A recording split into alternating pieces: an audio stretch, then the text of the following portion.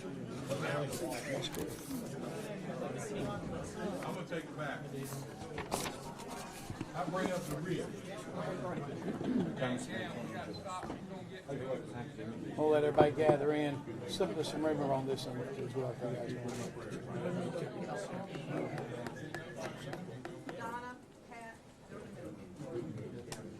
Oh, gosh, I'm sorry. Donna, Pat.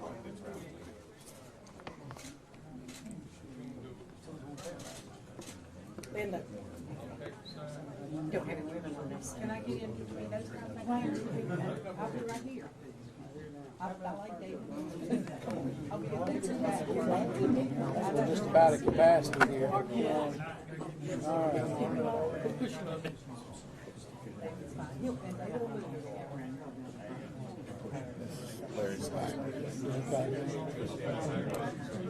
Well, good afternoon.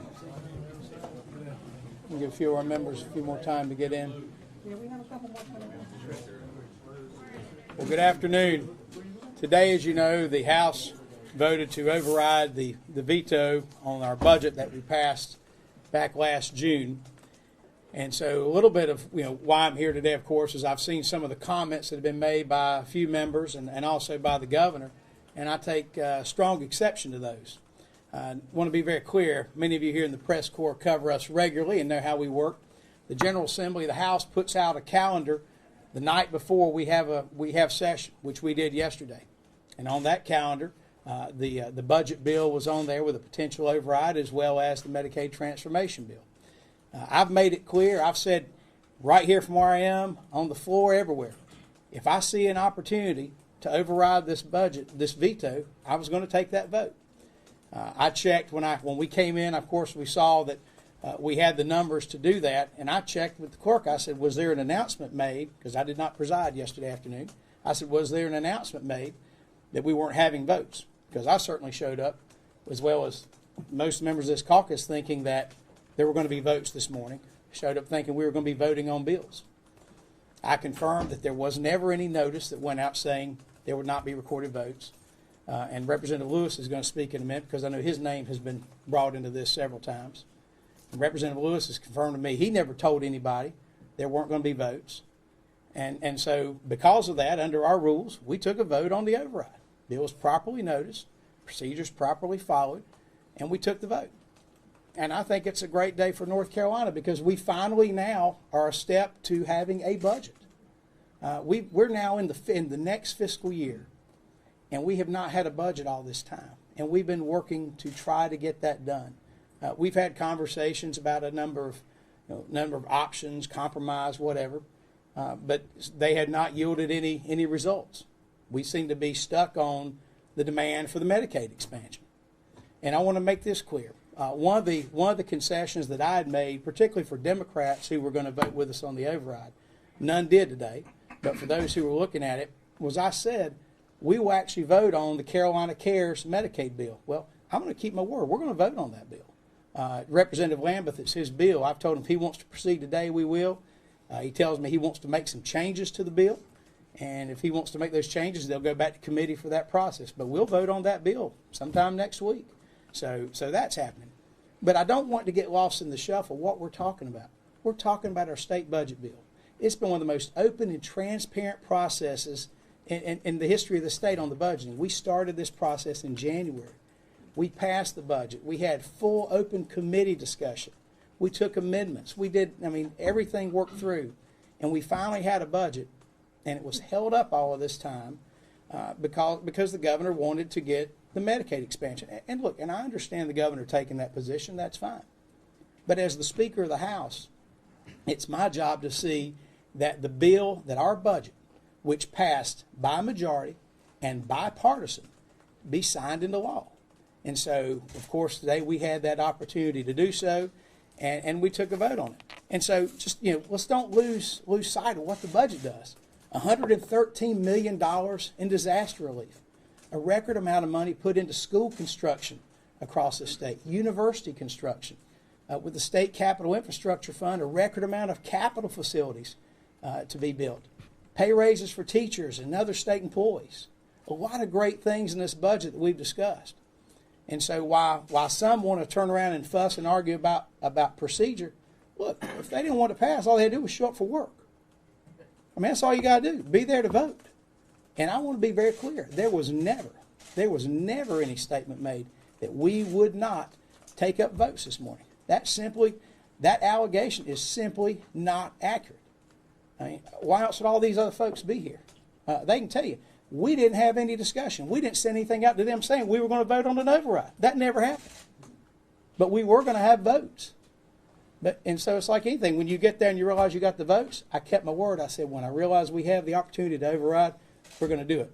But I know Representative Lewis's name has been brought up and statements have been made that he's told people what, so I'll let you hear directly from him.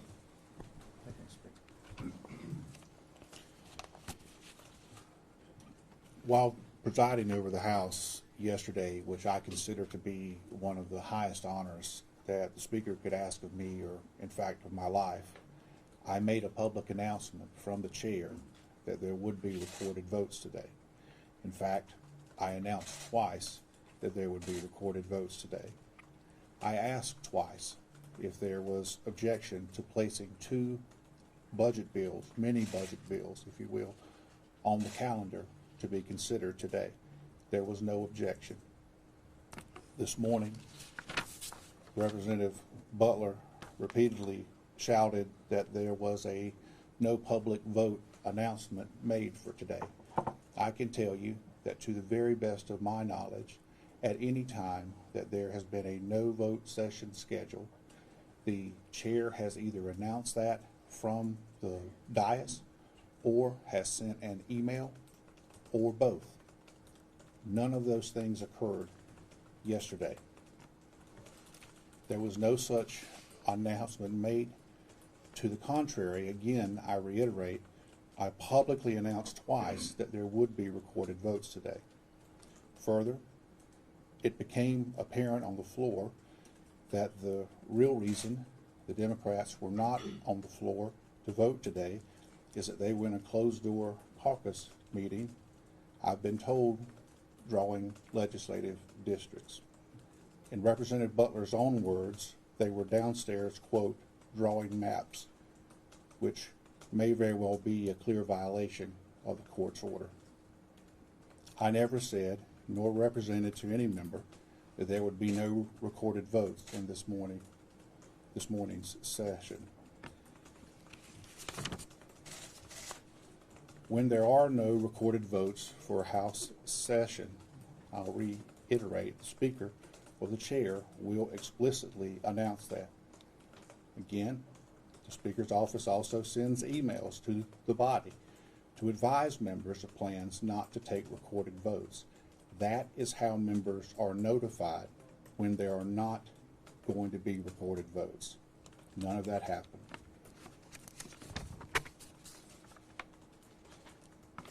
After I had announced that there would be recorded votes yesterday, placed on the calendar today, and asked if there was objection, and in fact the House had taken a motion and adjourned, Representative Jackson did approach me at the dais and asked me if there would be time for Democrats to caucus today. I believe his exact request was, will you make time for us to caucus?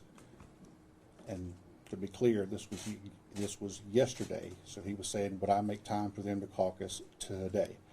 I recall telling Representative Jackson that they could caucus before the House would vote on the two budget bills that were added to the calendar, because, in his words, it would make things go smoother if folks knew what was in the bill and where the governor stood on those two bills.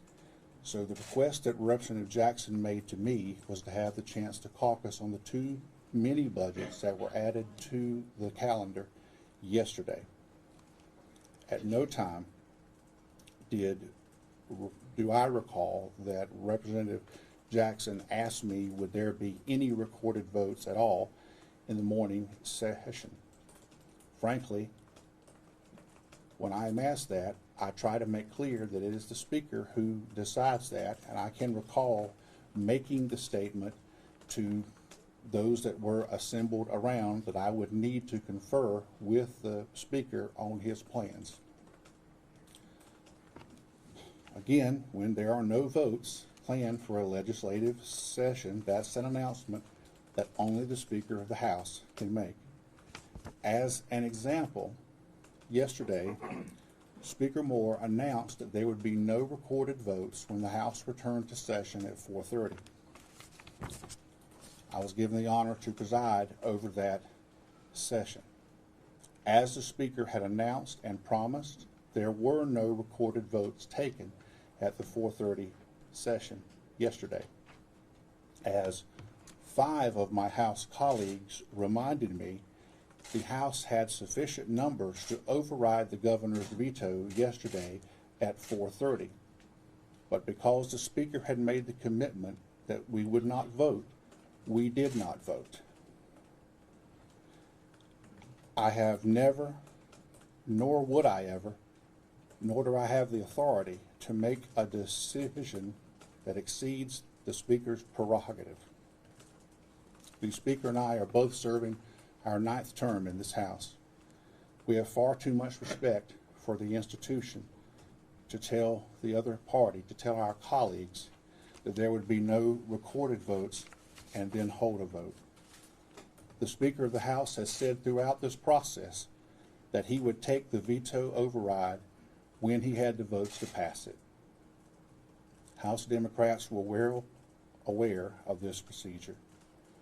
They complain regularly that they are forced to attend legislative sessions because the veto override could be called at any time. This morning was no different. As House Democrats are well aware, no vote sessions are explicitly announced either from the chair on the floor or from the Speaker's email account. I don't know why, and frankly feel bad that Representative Jackson interpreted our conversation that there would not be votes on the 2 bills that I added to the calendar that he specifically asked for the chance to caucus about before a vote was held, how that could have been misconstrued to mean no votes whatsoever. I value the very positive relationship that I have with the House Minority Leader, Representative Jackson.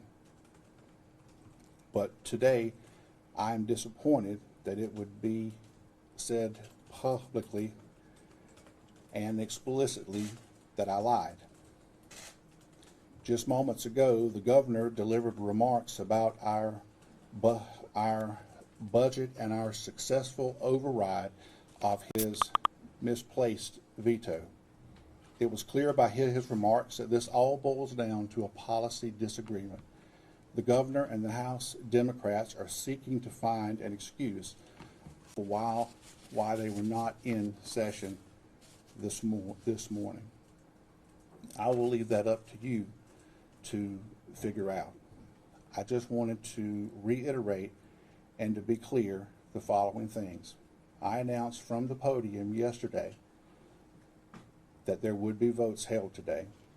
I committed to Representative Jackson in a private conversation that he would have time to caucus with his House Democrats before the 2 bills. And to remind you, there were 2 bills that would normally have gone to the Rules Committee and then to the floor.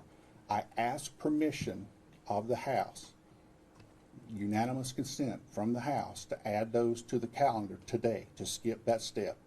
I was asked by Representative Jackson to give the Democrats time to caucus on those 2 bills.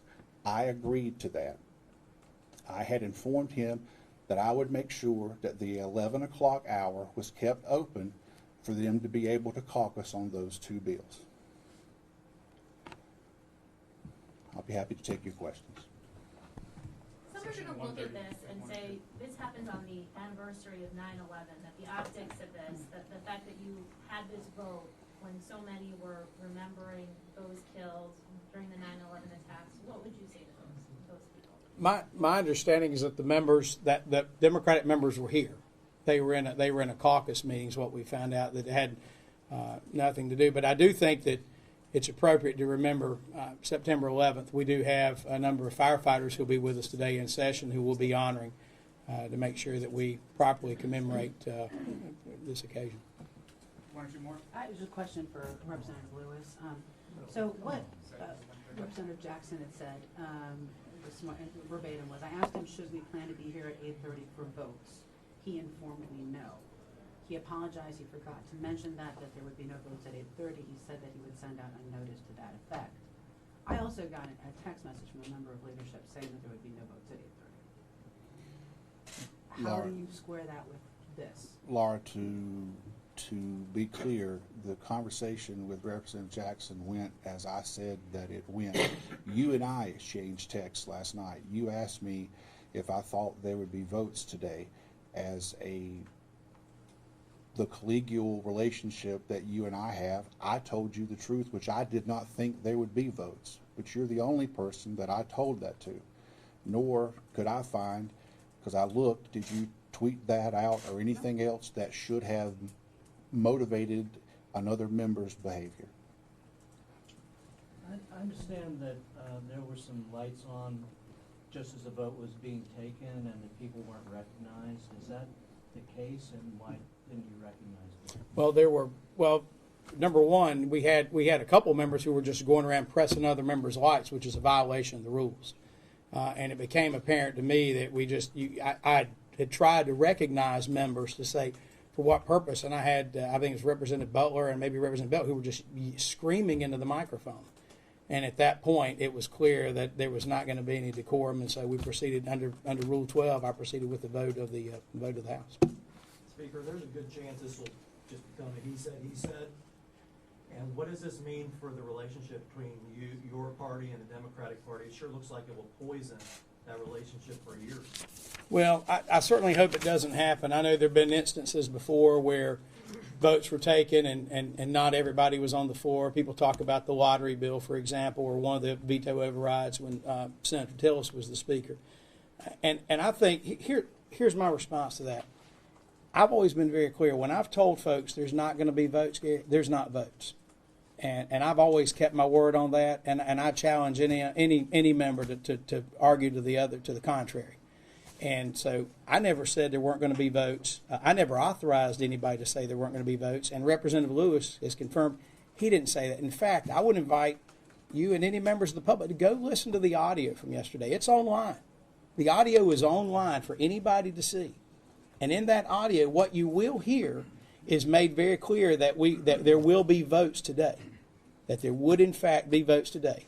And session was adjourned until 8:30 this morning. That's what happened. One other interesting thing, and Representative Lewis mentioned it, but I hope folks will look at the audio where Representative Butler, during her shouting that she was doing, completely out of order, the shouting she was doing, said that Democrats were downstairs drawing maps. That's a violation of the court order. Remember this court order, this redistricting case we have that says everything has to be done in open, in public? There's not supposed to be maps being drawn anywhere that aren't happening inside that committee room. That's a question that needs to be asked as well. But where we are now, of course, is we have overridden the veto.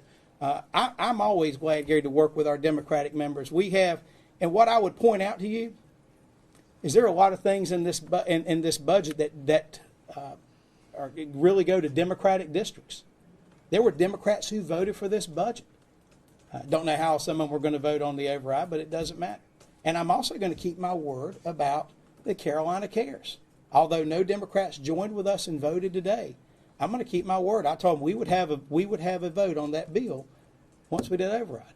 And frankly, that's a bill that at the moment in its present form, most of the members of this caucus do not plan to vote for.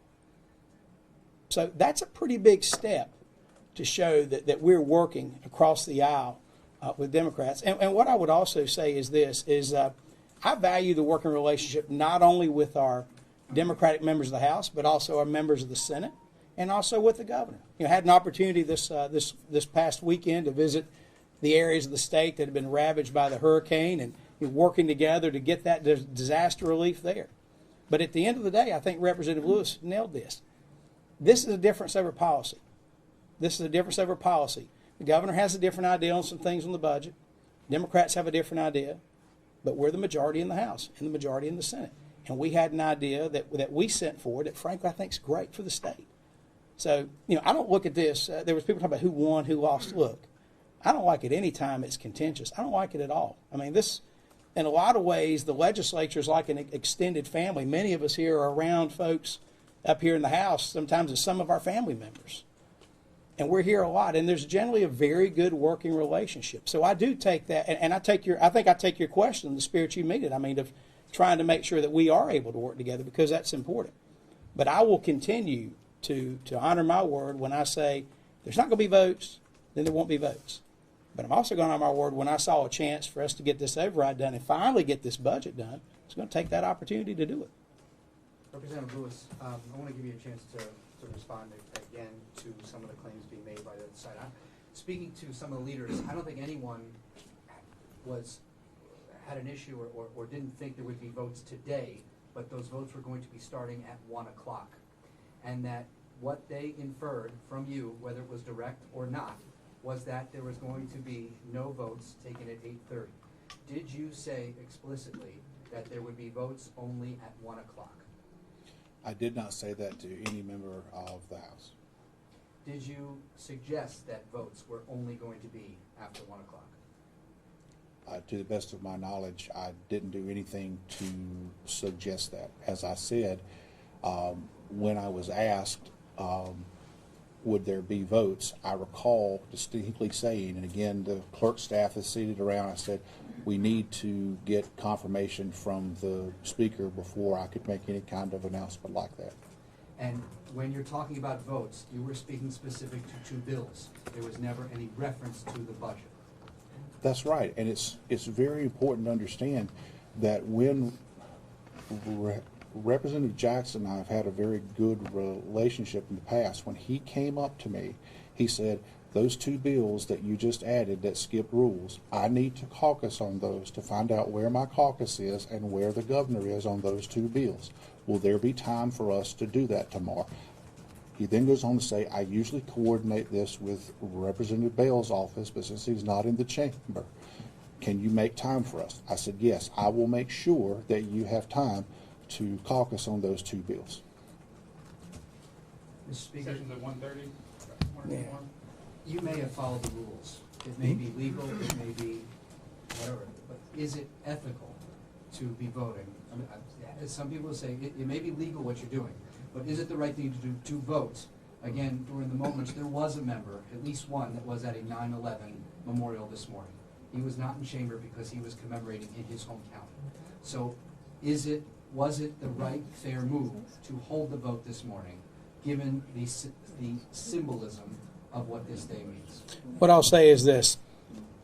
When we have a calendar and we have business before the body, we're going to vote unless we tell otherwise. And there was no announcement made that we weren't going to vote. You had members who didn't go to things because they were here to do their job. They came here to do their job, to vote, which is what our job as a House member is to be on that floor, in that seat, near that green or that red button when we take up matters, as a courtesy. And I think you all can, and nobody can refute this, as a courtesy, whenever I've said there'll be no votes, guess what? There are no votes. And that's the way we operate, because we are a citizen legislature. I mean, we had a number of Republican members who were out today. And I mean, so it was not 100% attendance in there today.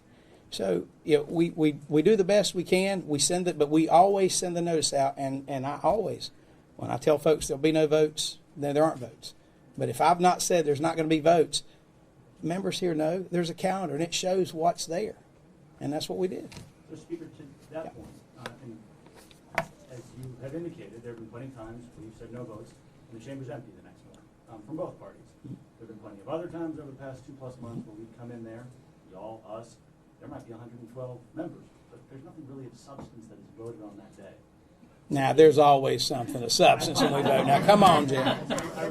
So, if there was no communication between Representative Lewis and Representative Jackson that there were not going to be votes taken at 8:30, that wasn't said, how do you rationalize that there just weren't Democrats in there. The Democrats have been there every time for the last 2 months. Why weren't they there? You know, I don't know. You'll have to, I mean, ask them that. I'm sure they may have an answer. My understanding is they were downstairs working on maps. That's what was said on the floor. And I promise you, they did not invite me to that meeting, okay? But I can't answer that. All I can do as the Speaker of the House is try to get the House's business done. We passed a House budget. We had the votes on the floor to see that budget enacted into law by overriding a veto. And in my fiduciary duty as the Speaker of the House, pursuant to the rules of the notices given, we had a vote. And that was my decision and my decision alone to make. None of my caucus members made that decision. That was my decision when I saw it. And I stand by it. I think it was the right thing to do. We appreciate it, y'all. We need to go to session. Thank you.